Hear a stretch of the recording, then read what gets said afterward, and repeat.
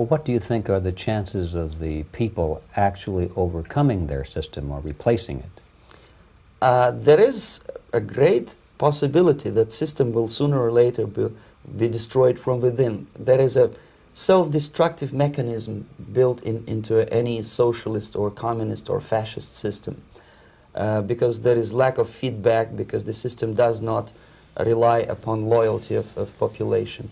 But until this Soviet junta is being supported by the Western so-called imperialists, that is, multinational companies, establishments, governments, and let's face it, intellectuals, so-called academia in the United States is famous for supporting the Soviet system.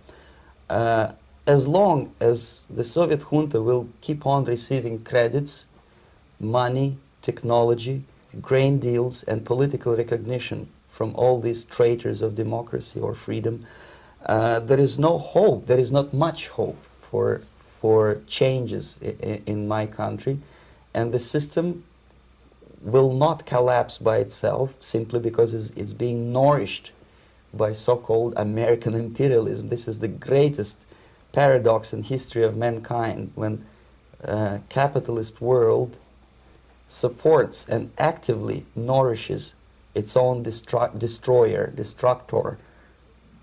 I think you're trying to tell us something. Oh, in yes. This country. Mm-hmm.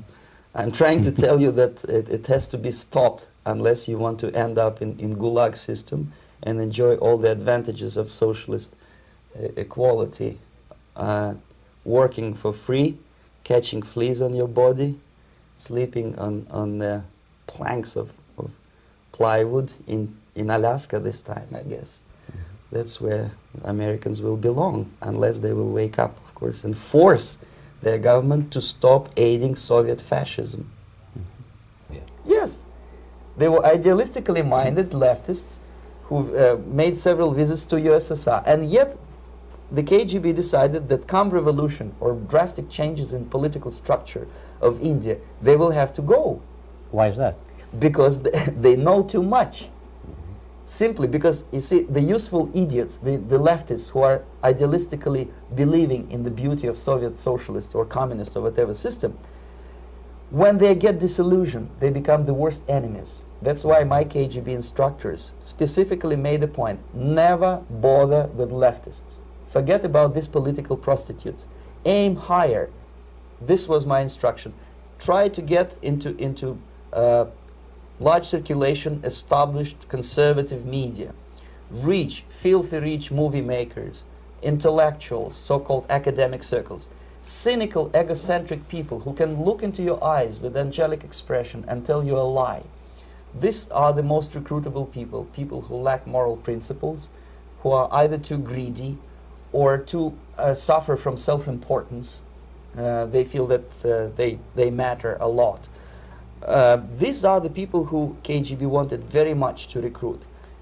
But to eliminate the others, to execute the others, don't they serve some purpose? Wouldn't they be the ones they rely on? They serve purpose only at the stage of destabilization of a nation. For example, your leftists in the United States, all these professors and all these beautiful civil rights defenders, they are instrumental in the process of the subversion only to destabilize the nation.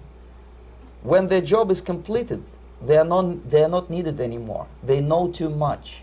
Some of them, when they get disillusioned, when they see that Marxist-Leninists come to power, obviously they get offended. They think that they will come to power. That will never happen, of course. They will be lined up against the wall and shot. But they may turn into the most bitter enemies of Marxist-Leninists when they come to power. And that's what happened in Nicaragua. You remember most of these former Marxist-Leninists were either put to prison or one of them split, and now he's working against Sandinistas. It happened in Grenada when Maurice Bishop was already a Marxist. He was executed by a new Marxist who was more Marxist than this Marxist. Same happened in Afghanistan when first there was Taraki, he was killed by Amin, then Amin was killed by Babrak Karmal with the help of KGB.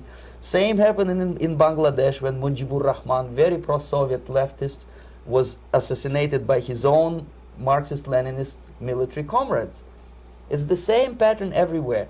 The moment they serve their purpose, all the useful idiots are either be executed entirely, all the idealistically minded Marxists, or exiled or put in prisons, like in Cuba. Many former Marxists are in Cuba, in prison. So most of the Indians who were cooperating with the Soviets, especially with our Department of Information of the USSR Embassy, were listed for execution. Well, you spoke several times before about ideological subversion. That is a phrase that I'm afraid some Americans don't fully understand. When the Soviets use the phrase ideological subversion, what do they mean by it? Ideological subversion is the process which is legitimate, overt, and open. You can see it with your own eyes. All you have to do, all American mass media has to do, is to unplug their bananas from their ears, open up their eyes, and they can see it. There is no mystery. There is nothing to do with espionage. Only about 15% of time, money, and manpower is spent on espionage as such. The other 85% is a slow process which we call either ideological subversion or active measures, активные мероприятия in the language of the KGB, or psychological warfare. What it basically means is to change the perception of reality of every American to such an extent that despite of the abundance of information, no one is able to come to sensible conclusions in the interests of defending themselves, their families, their community, and their country. It's a great brainwashing process which goes very slow, and it's divided in 4 basic stages. The first one being demoralization. It takes from 15 to 20 years to demoralize a nation. Why that many years? Because this is the minimum number of years which requires to educate one generation of students in the country of your enemy, exposed to the ideology of the enemy. In other words, Marxism-Leninism ideology is being pumped into the soft heads of at least 3 generations of American students without being challenged or counterbalanced by the basic values of Americanism, American patriotism. The result you can see. Most of the people who graduated in the 60s, dropouts or half-baked intellectuals, are now occupying the positions of power in the government, civil service, business, mass media, educational system. You are stuck with them. You cannot get rid of them. They are contaminated. They are programmed to think and react to certain stimuli in a certain pattern. You cannot change their mind, even if you expose them to authentic information, even if you prove that white is white and black is black. You still cannot change the basic perception and the logic of behavior. In other words, these people, the process of demoralization is complete and irreversible. To get rid society of these people, you need another 20 or 15 years to educate a new generation of patriotically minded and common sense people who would be acting in favor and in the interests of the United States society. And yet these people who've been programmed and, as you say, in place and who are favorable to an opening with the Soviet concept, these are the very people who would be marked for extermination in this country? Most of them, yes. Simply because the psychological shock when they will see in future what the beautiful society of equality and social justice means in practice, obviously they will revolt. They will be very unhappy, frustrated people. And the Marxist-Leninist regime does not tolerate these people. Obviously they will join the links of dissenters, dissidents. Unlike in present United States, there will be no place for dissent in future Marxist-Leninist America. Here you can get popular like Daniel Ellsberg and filthy rich like Jane Fonda for being dissident, for criticizing your Pentagon. In future, these people will be simply squashed like cockroaches. Nobody is going to pay them nothing for their beautiful, noble ideas of equality. This they don't understand, and it will be the greatest shock for them, of course. The demoralization process in the United States is basically completed already. for the last 25 years. Actually, it's overfulfilled because demoralization now reaches such areas where previously not even Comrade Andropov and all his experts would even dream of such a tremendous success. Most of it is done by Americans to Americans, thanks to lack of moral standards. As I mentioned before, exposure to true information does not matter anymore. A person who was demoralized is unable to assess true information. The facts tell nothing to him. Even if I shower him with information, with authentic proof, with documents, with pictures, even if I take him by force to the Soviet Union and show him concentration camp, he will refuse to believe it until he is going to receive a kick in his fat bottom. When a military boot crashes his balls, then he will understand, but not before that. That's the tragic of the situation of demoralization. So basically America is stuck with demoralization, and unless, even if you start right now, here, this minute, you start educating new generation of Americans, it will still take you 15 to 20 years to turn the tide of ideological perception of reality back to normalcy and patriotism. The next stage is destabilization. This time, subverter does not care about your ideas and the patterns of your consumption. Whether you eat junk food and get fat and flabby, doesn't matter anymore. This time, and it takes only from 2 to 5 years to destabilize a nation, what matters is essentials: economy, foreign relations, defense systems. And you can see it quite clearly that in some areas, in such sensitive areas as defense and economy, the influence of Marxist-Leninist ideas in the United States is absolutely fantastic. I could never believe it 14 years ago when I landed in this part of the world that the process will go that fast. The next stage, of course, is crisis. It may take only up to 6 weeks to bring a country to the verge of crisis. You can see it in Central America now. And after crisis, with a violent change of power, structure, and economy, you have so-called the period of normalization. It may last indefinitely. Normalization is a cynical expression borrowed from Soviet propaganda. When the Soviet tanks moved into Czechoslovakia in '68, Comrade Brezhnev said, "Now the situation in brotherly Czechoslovakia is normalized."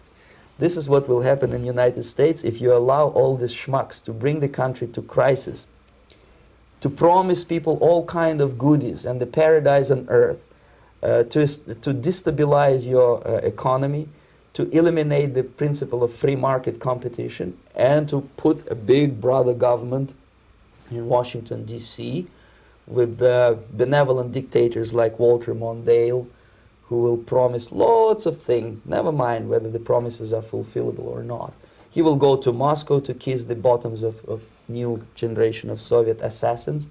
Never mind. He will create false illusions that the situation is under control. Situation is not under control. Situation is disgustingly out of control. Most of the American politicians, media, and educational system trains another generation of people who think they are living at a peacetime. False. United States is in the state of war, undeclared total war against the basic principles and the foundations of this system. And the initiator of this war is not Comrade Andropov, of course. It's the system.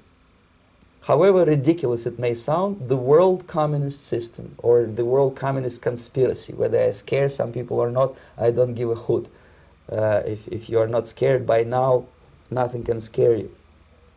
But you don't have to be paranoid about it. What actually happens now, that unlike myself, you have literally several years to live on unless the United States wake up. The time bomb is ticking. With every second, the disaster is coming closer and closer. Unlike myself, you will have nowhere to defect to, unless you want to live in Antarctica with penguins. This is it. This is the last country of freedom and possibility. Okay, so what do we do? What is your recommendation to the American people? Well, the The immediate thing that comes to my mind is, of course, there must be a very strong national effort to educate people in the spirit of real patriotism, number one. Number two, to explain them the real danger of socialist, communist, whatever, welfare state, big brother government.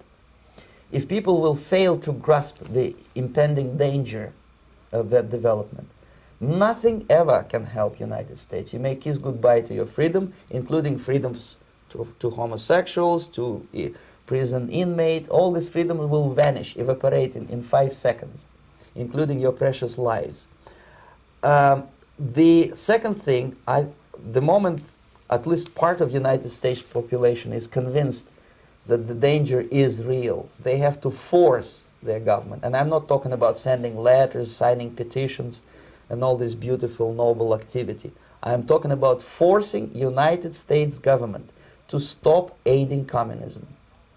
Because there is no other problem more burning and urgent than to stop the Soviet military-industrial complex from destroying whatever is left of the free world. And it is very easy to do. No credits, no technology, no money, no political or diplomatic recognition, and of course no such idiocy as grain deals to USSR. The Soviet people, 270 millions of Soviets, will be eternally thankful to you if you stop aiding a bunch of murderers who sit now in Kremlin and whom President Reagan respectfully calls government. They do not govern anything, least of all such complexity as the Soviet economy. So two very simple, maybe too simplistic answers or solutions, but nevertheless they are the only solutions. Educate yourself, understand what's going on around you. You are not living at a time of peace. You are in a state of war, and you have precious little time to save yourself. You don't have much time, especially if you are talking about young generation. There's not much time left for convulsions and sexual masturbation to the beautiful disco music. Very soon it will go, just overnight. If we are talking about capitalists or wealthy businessmen, I think they are selling the rope on which they will hang very soon. If they don't stop, if they cannot curb their unsettled desire for profit, and if they keep on trading with the monster of the Soviet communism, they are going to hang very soon. And they will pray to be killed, but unfortunately they will be sent to Alaska probably to manage industry of slaves. It's simplistic. I know it sounds unpleasant. I know Americans don't like to listen to things which are unpleasant. But I have defected not to tell you the stories about such idiocy as microfilm, James Bond type espionage. This is garbage. You don't need any espionage anymore. I have come to talk about survival. It's a question of survival of this system. You may ask me, what is it in for me? Survival, obviously, because as I said, I am now in your boat. If we sing together, we'll sing beautifully together. There is no other place on this planet to defect to.